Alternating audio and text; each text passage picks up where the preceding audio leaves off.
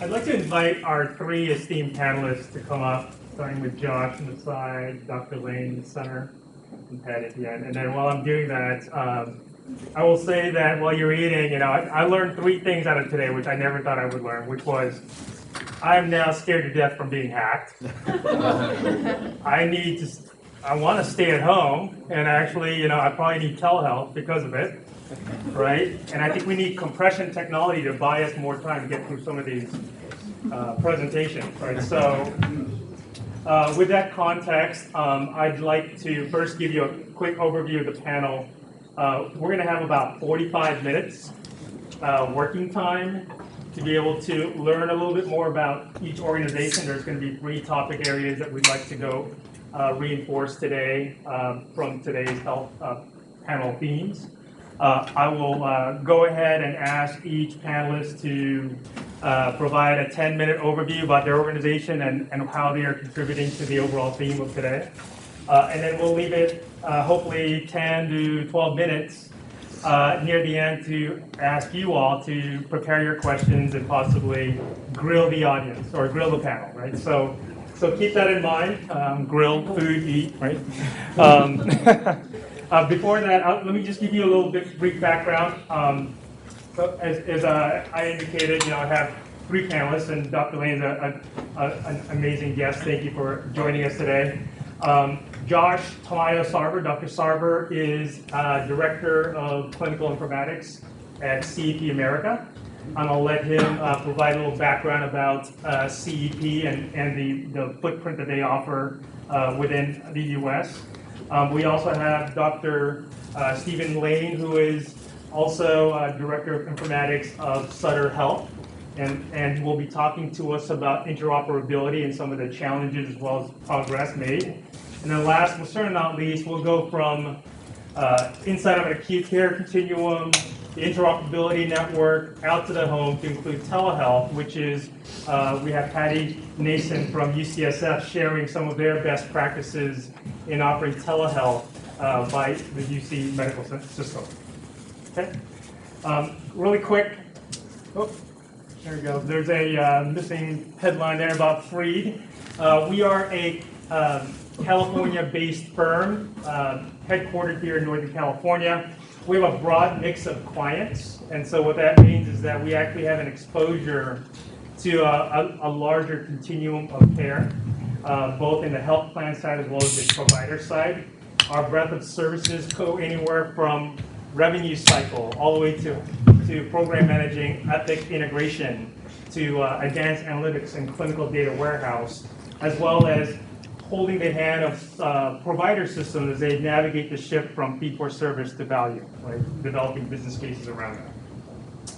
Oftentimes, within the firm, we look at, well, what is next? What are the next waves of work that is driving the healthcare market? And so I thought I'd highlight 3 or 4 of those waves in the context of our panel today. Right? First and foremost, we haven't talked a lot at length today, but the shift from fee-for-service to value, we talk about security challenges and interoperability challenges.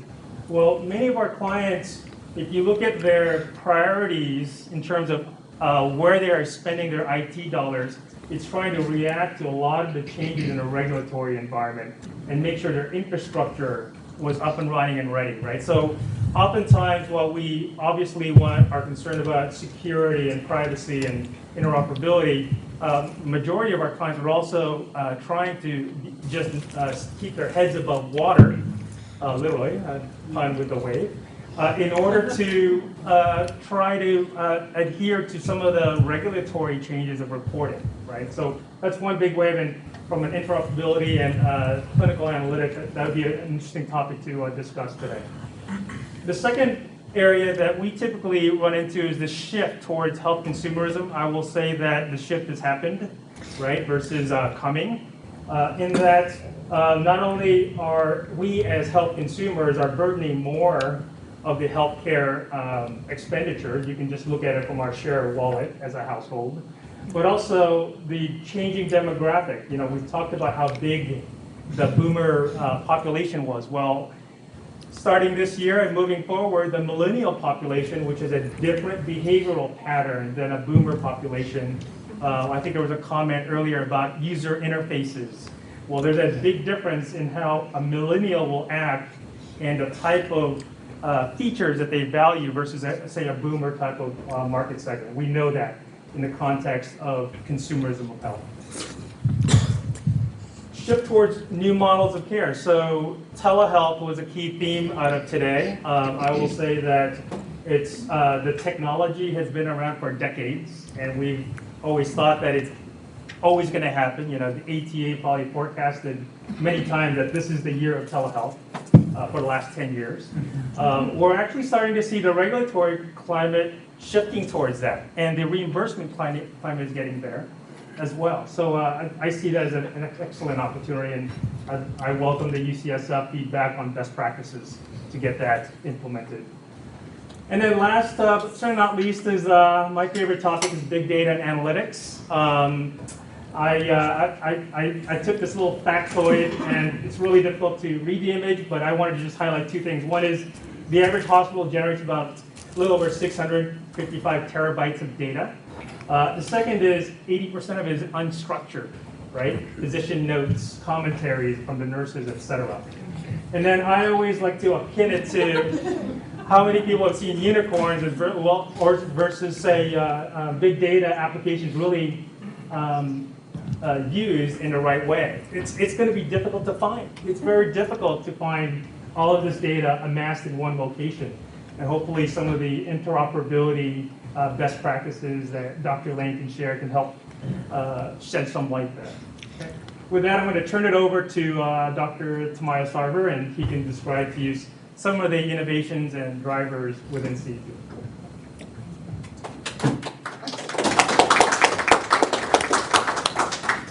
Okay, so let me describe kind of the patient experience, and I think this also will highlight one of the fundamental problems in our current fee-for-service model and why there's a barrier to data interoperability.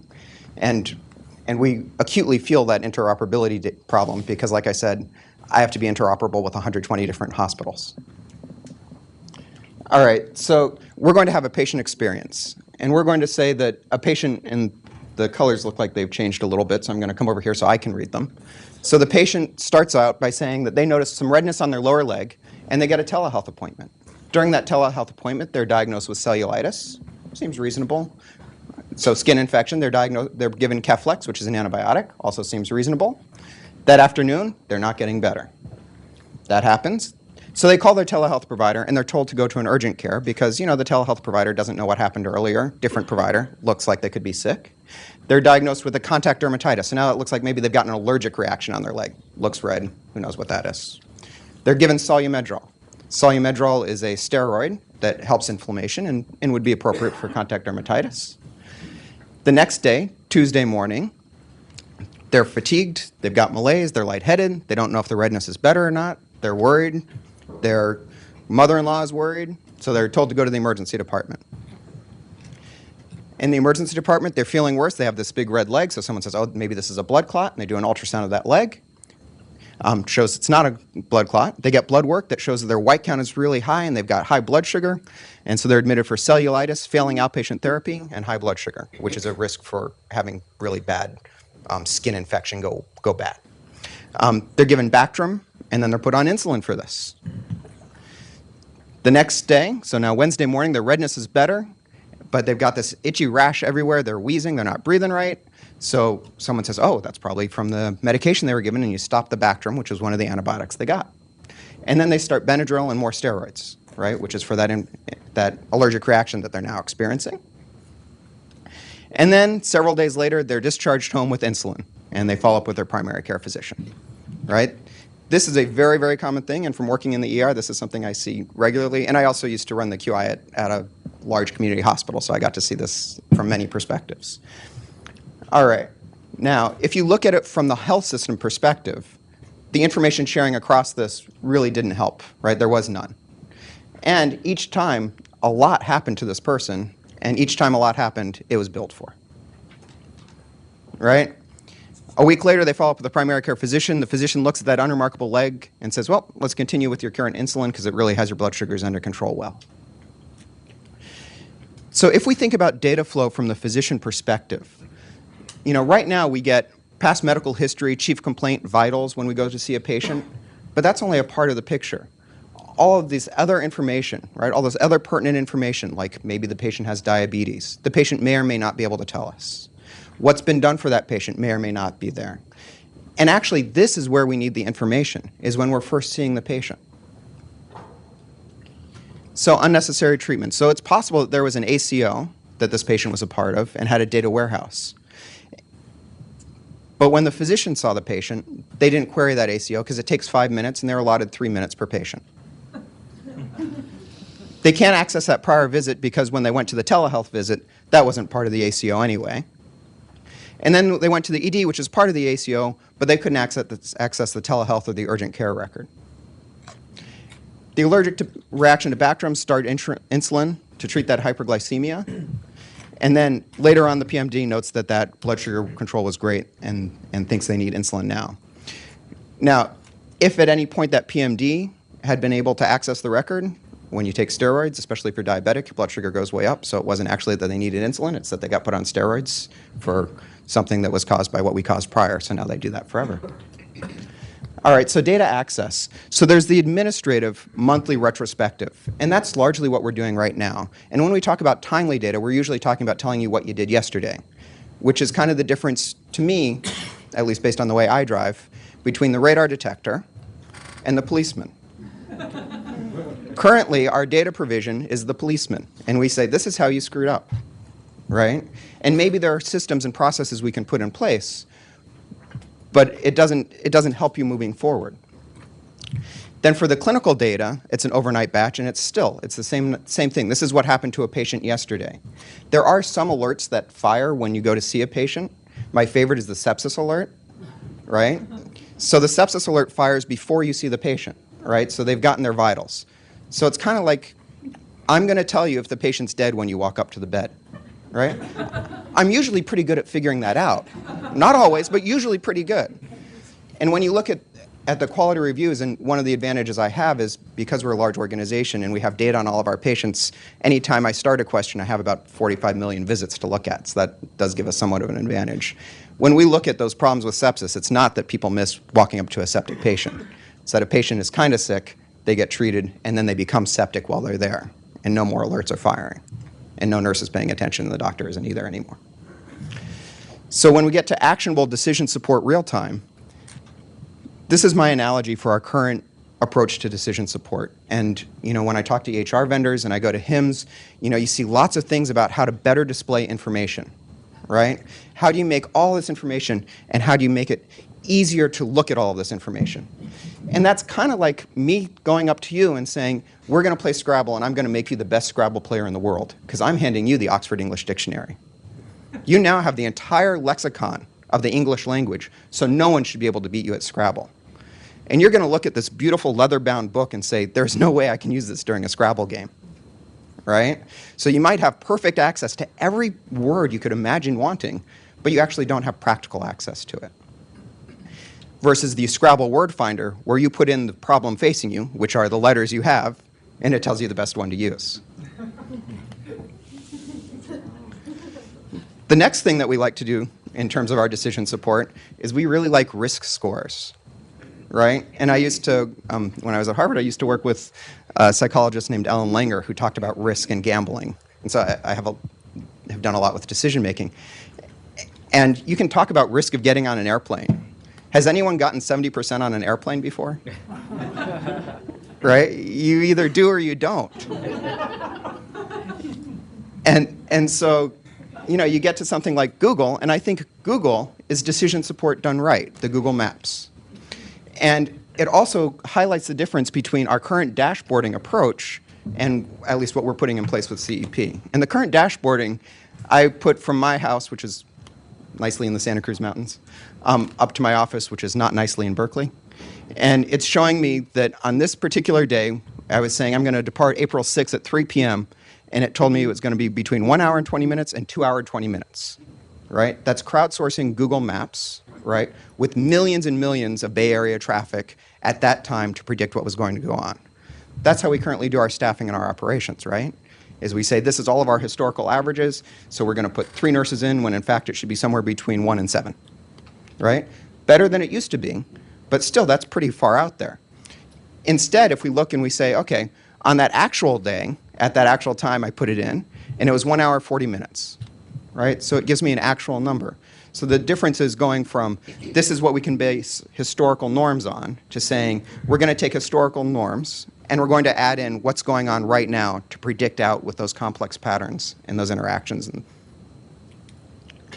So all of that is to say, and hopefully we'll hear some interoperability about how to do this, that we need to have data sharing between all healthcare contacts. And I think we saw, hopefully, why that's often not in the interest of the hospital or the healthcare provider, even though it's in the best interest of the patient. We need expert rules to push the right information at the right time before that decision is made. So when I go to see the patient, I get some guidance, not that there's a 70% chance this patient needs antibiotics, but that the patient needs antibiotics and perhaps tells me, if I'm curious, why it's making that recommendation. And it needs to have some improved patient outcome and satisfaction and ROI. Once you have the trust, it's easy, there's high value, high quality, and then of course having it anytime, anywhere. So now let's go through that integrated patient experience again. So now again, notices that red leg is red.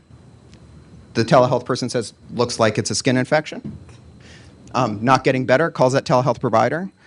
As the provider's pulling up that screen for that provider or that patient that they saw, it's also showing them a picture of the leg to compare from the last visit. And now the provider can look at it and say, looks no worse than before, works for me. Okay, say call again tomorrow morning. Call tomorrow, now you get a comparison from the last 2 ones, right? So now you see both pictures as a provider. That's part of your decision making now because it's embedded in that process. And you say, it's still not better, I'm worried about you, go to urgent care. At urgent care, you see all the photos so you can see that it's actually a little bit better. Makes no changes, and then says follow up with your primary care physician. And then that primary care physician now gets a brief summary from those prior visits and looks at a leg that's gotten better. And that's actually a more typical course for cellulitis if it had been left unmolested. So what was the difference in cost to the payer?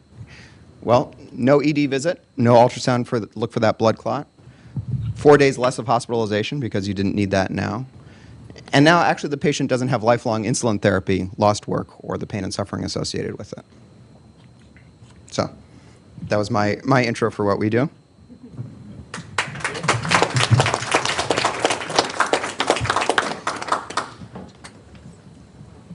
Super. Well, I'll try to take it from there. So my name is Stephen Lane. I'm a practicing family physician and a clinical informaticist. I've been at Sutter Health for about 25 years. I was actually here last year and gave last year's version of this presentation. How many of you were here last year when I spoke? Oh, not too many. Good. Okay. So it's news to the rest of you. I do remember you, sir. So we've been doing interoperability. Well, I should first say I've been doing informatics for 25 years, mostly in the EHR space, mostly on the ambulatory side, and over the last 5 or 6 years have been gotten increasingly involved in our interoperability efforts, and we've had a lot of successes. So I'm here to sort of tell you about the success, sort of what you can really do with the current interoperability tools today, and then we'll get to some of the challenges as well. So clearly, when you're doing interoperability, when you're doing anything in healthcare, you need to have the right information. And you need to have it in front of the right person at the right time, in the right format, and with the right supporting workflows. Just having a big garbage pail full of documents isn't going to help anybody, whether they're in the ED or in my family medicine practice. And if you're doing population management, it's the same thing. You need to have data in discrete format so that you can actually make decisions. So this is critical.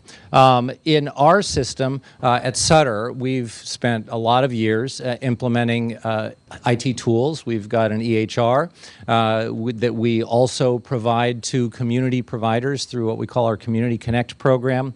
We've got a patient portal, the first one in the country that went live, 16 plus years ago, a long time ago.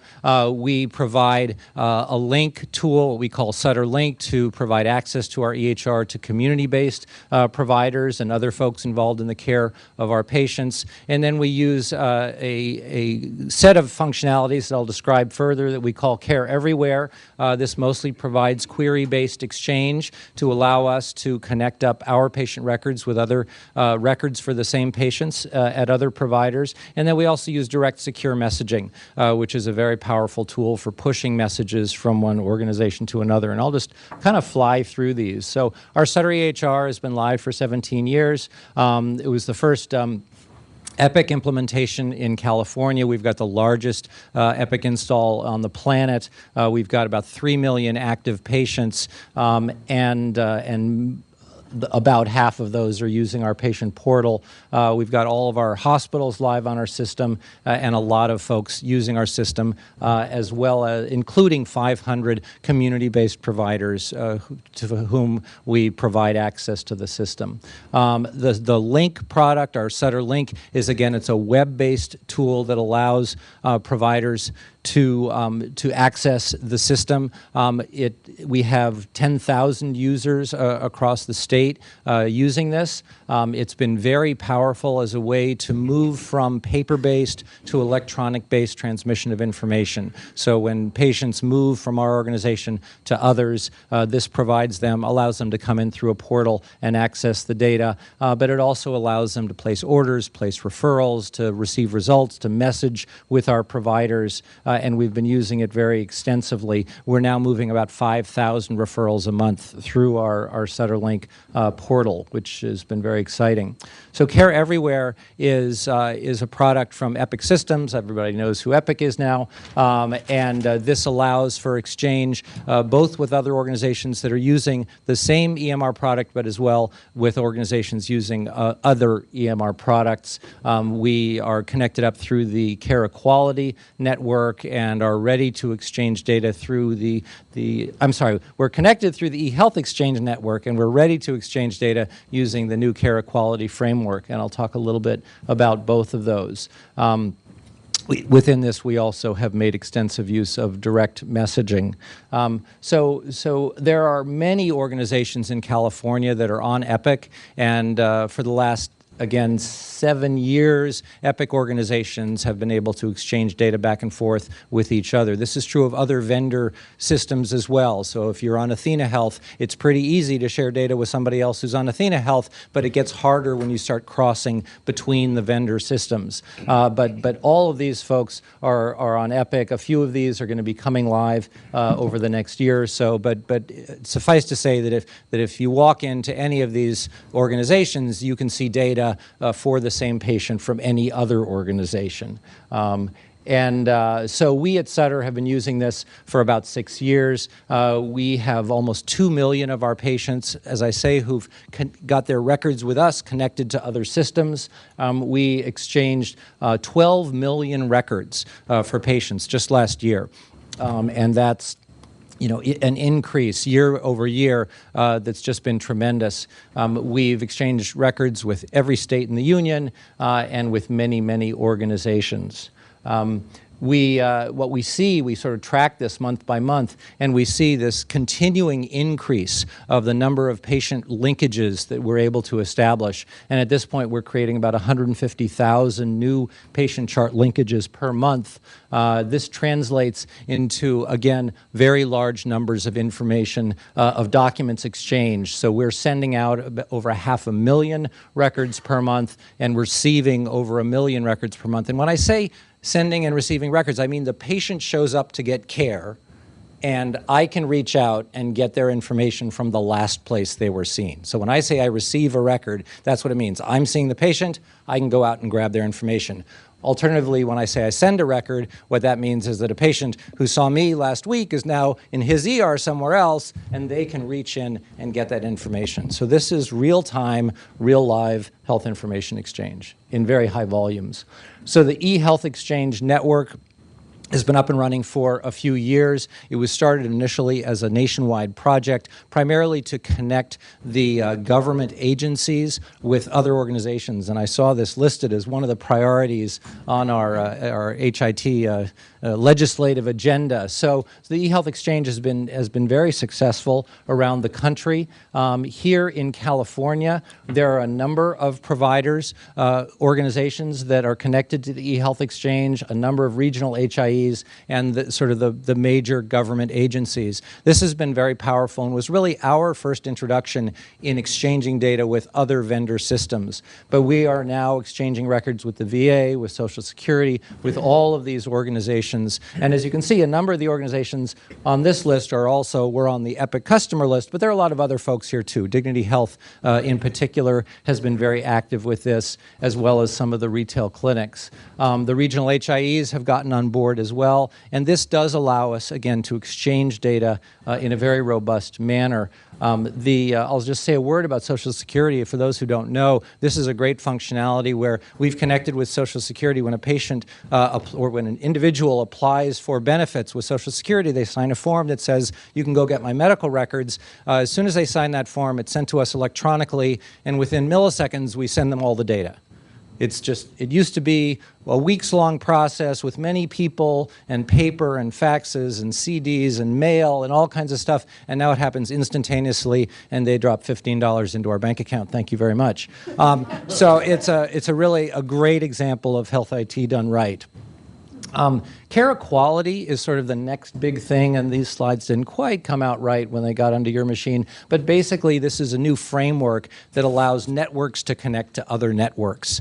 And very exciting. It's created really the rules of the road, some technical standards, and the idea is that they're going to be delivering a participant directory. But Care equality has been an effort with a lot of participation from vendors and others. These are the organizations that are currently signed on to exchange information using the Care equality framework. The only organization that's actually got customers ready to exchange information is Epic, and we were the first one to be ready, actually in the middle of HIMSS. It was very exciting. We thought we were going to actually make it work, but none of the other vendors have quite made it happen yet. My understanding is eClinicalWorks is going to be ready any day now, next gen, early summer. Athena Health is going to be testing with us in midsummer, and we've also been having great conversations with NetSmart and No2. The bottom line here is that within the next year, vendor systems will be able to exchange with each other, and we're going to see another exponential uptick in the opportunity to share information. Care equality currently is focusing on query and download of CCDA documents, but in our experience, typically those documents can be parsed. You can pull out discrete problems, meds, allergies, et cetera. But they're also looking at automating directory services, focusing on patient authorization and sharing that so that we can start moving around behavioral health and substance abuse treatment data, and then also sharing imaging. So these are all active projects with Care equality. Direct secure messaging, another very powerful tool, really came to the fore as part of Meaningful Use Stage 2, which required that a certain proportion of transitions of care be accompanied by the transmission of an electronic patient summary, and the way to do that was using Direct. So a lot of organizations came on board and implemented this automated direct messaging. The other thing that Direct will do, though, is it'll support ad hoc clinical messaging, which as a practicing primary care physician is incredibly important. The idea that I'm sending a patient to an ED and I can just push them a message, or I'm sending them to a psychotherapist or to a physical therapist or to a home care program, and I can just say, hey, you're going to be seeing my patient, or let me give you an update. So there's a lot of opportunity to do more with direct messaging.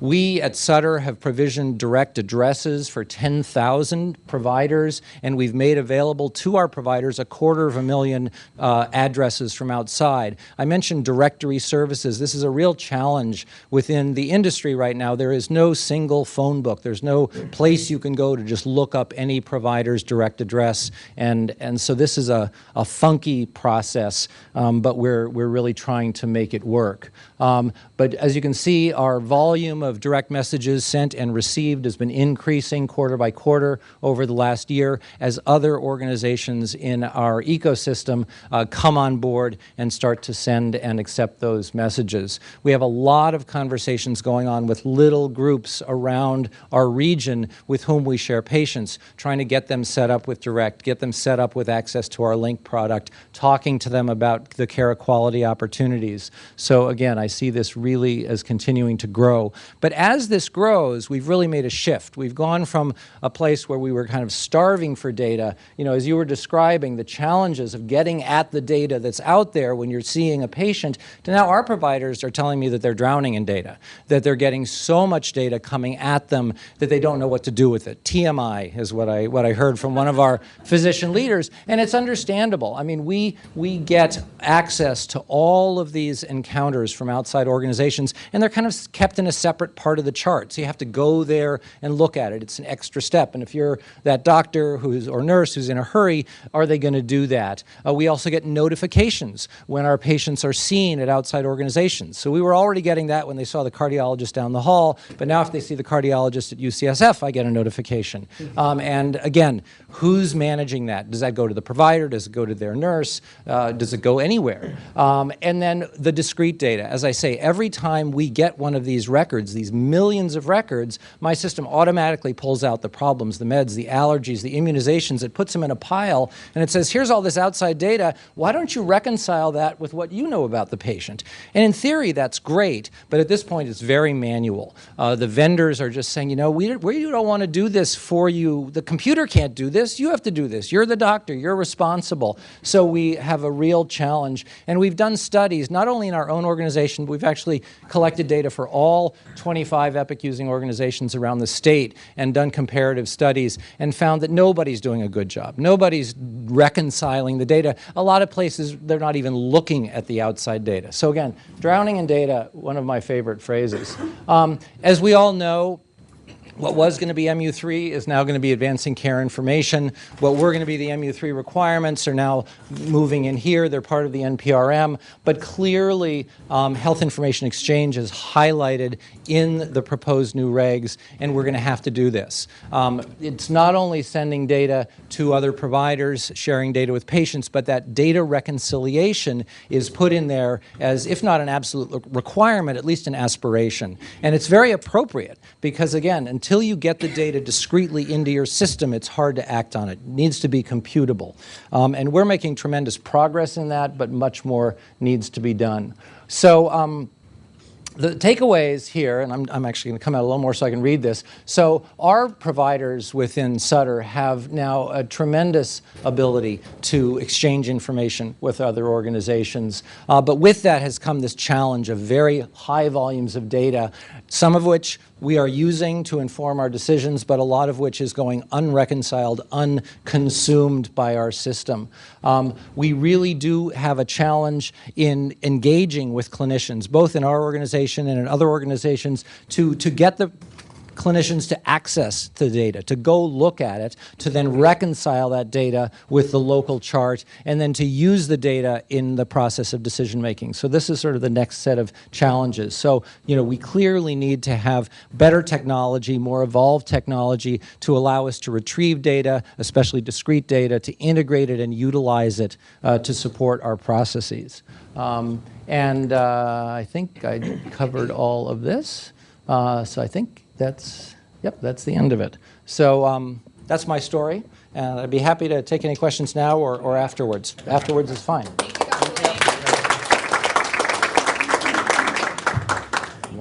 Thank you. So hi, everybody. I'm Patty Nason from University of California, San Francisco. I work in the Telehealth Resource Center. My presentation and who I normally present to are clinicians and clinical staff, so this may be a little bit more clinical than you're looking for, but hopefully it's still useful. We'll make it go quick. So I'm going to give you a quick overview about how we do telehealth at UCSF, and then I'm going to quickly talk about some kind of ethical, cultural, and even pediatric considerations that people consider when they're talking about telehealth, and then some best practices. So at UCSF, we have a resource center model, which basically means there's about 3 of us on staff, and we go out to all of the ambulatory clinics, even the ED and the other hospitals that we have. But mostly we go out to the ambulatory clinics and give them training on how to do home telehealth. We also do some external and internal telehealth, which I'll explain in a minute. But we're a very small department. I know other schools, other hospitals have larger departments that manage telehealth in a different way. But mostly we empower the ambulatory clinic staff to do telehealth on their own. So we don't really control it. We have like no patient access, none of that. We also all of our technology is managed through our IT services team, so we don't control that either. There's some pros and cons to that, which I'll tell you about in a second. So yeah, like I said, we do external, internal, and home telehealth. External and internal telehealth are both kind of managed and helped by this guy right here. This is our telehealth resource cart. These were bought with Prop 1D money. I don't know if are folks familiar with Prop 1D, probably from Schwarzenegger? Okay, so there was a big amount of money that helped us launch our telehealth program. So all of these were bought with that. These telehealth carts have a 12x camera on top. They have obviously this big monitor. There's a computer on board. There's a handheld camera where you can get close up with a patient on their skin, review something in their mouth. There's also a digital stethoscope. So a variety of tools that are attached to this telehealth cart. And external telehealth for us means that we partner with rural hospitals and other community health centers that need some of UCSF's specialists. So the way we do that is basically we send them one of these carts, and then we train our doctors how to answer the calls when these come in. And it's been great. Financially, I suppose the hope in doing this is that some of those patients will end up coming to us, but also the hope is that those patients that maybe would have been transferred to us in the past that didn't necessarily need to be can stay where they were, and so they're safer. There's less cost on the for them to be transported to UCSF, and that the purpose of that is that hopefully the UCSF specialist can help them, and they don't need to be transported. So it's kind of a balancing act. Sometimes we want them to come to us, and sometimes we want them to stay there. Internal telehealth we also use this telehealth cart. And basically that's when a provider at one of our UCSF locations wants to meet with a patient at another UCSF location. So we have a whole system of shuttles, and the providers used to just get on the shuttle and ride from one place to another. But we would have to reimburse them at I think their multiplier is 5 times their normal rate for having to travel. So now the provider can either be in their office at the Parnassus campus and talk to a patient that's at the Mission Bay campus through this cart, or they can be in anywhere really. They could be at home if they needed to be. But so this does save us money, and it helps us get patients faster service. Home telehealth is a big part of what I do with the Telehealth Resource Center. We use WebEx to meet with patients, and so home telehealth is just you may have experienced this yourself.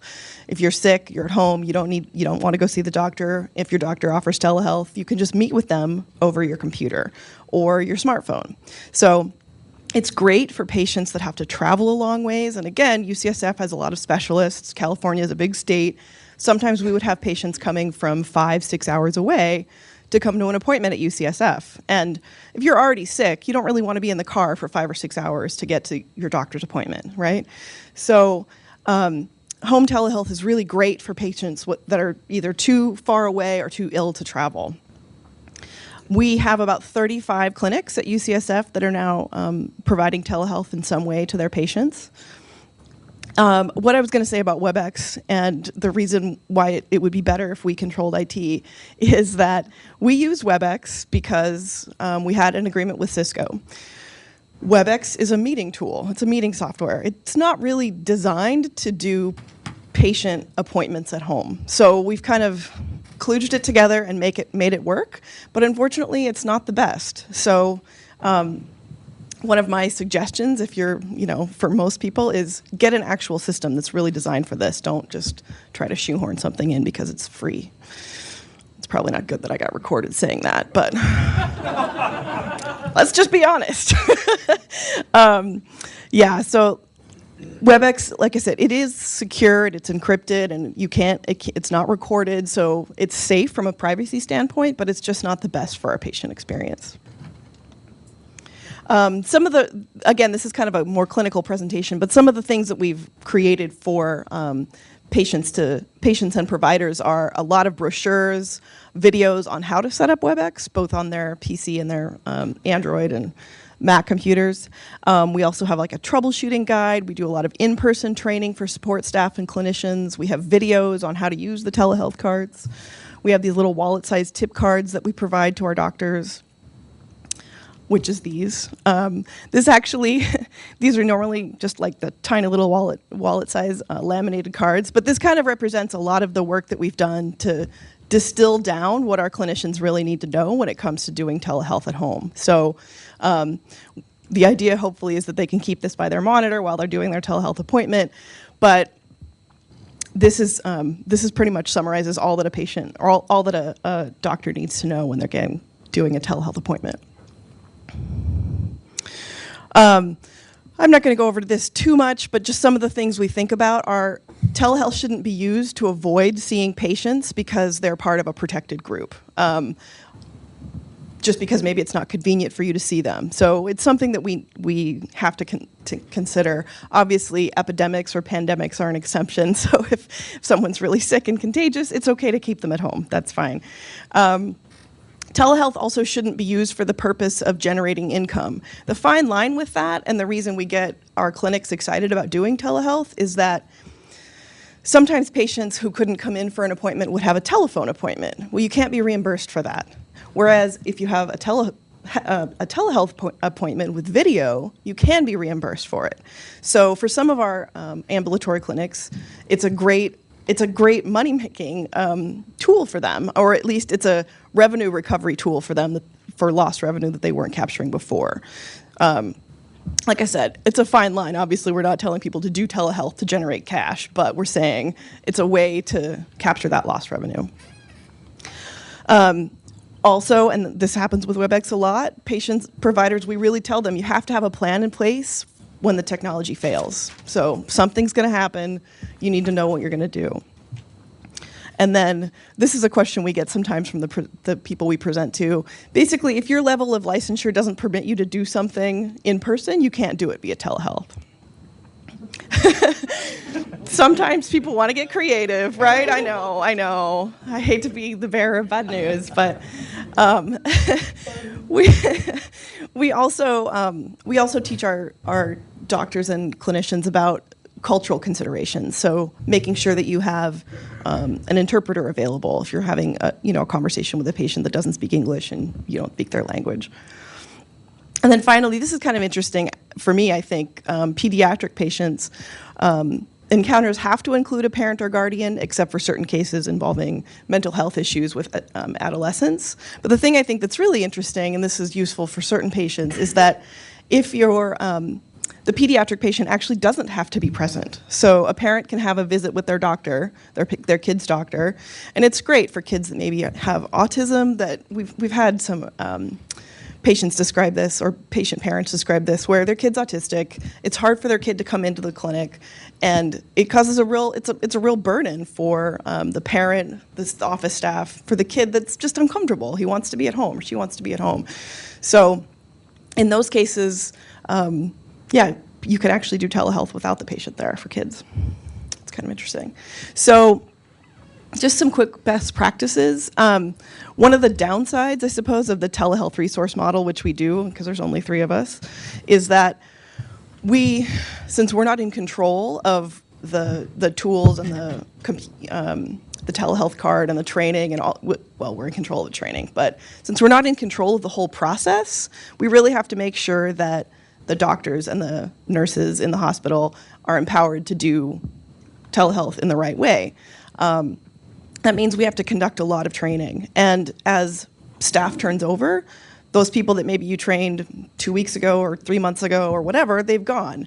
And you launched this great telehealth program, but now the new people that have come in, maybe they're not getting that same amount of training. And so pretty soon you have people that say, I don't know what's that cart for? What are we doing?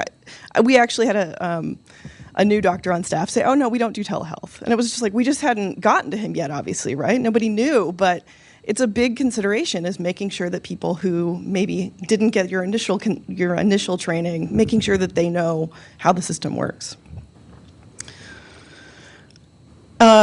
So some best practices for home telehealth. This is very clinical focused, but with WebEx in particular, we really had to make sure that patients were being shown how to use the system so that we weren't wasting time with the provider once the provider actually got on the phone, or, got on their computer with the patient.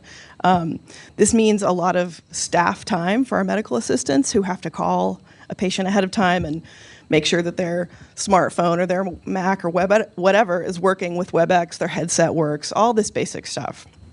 It's unfortunate because, clinic front desk staff, they're not technical troubleshooters necessarily. It's kind of a bummer, really, that we've burdened them with this.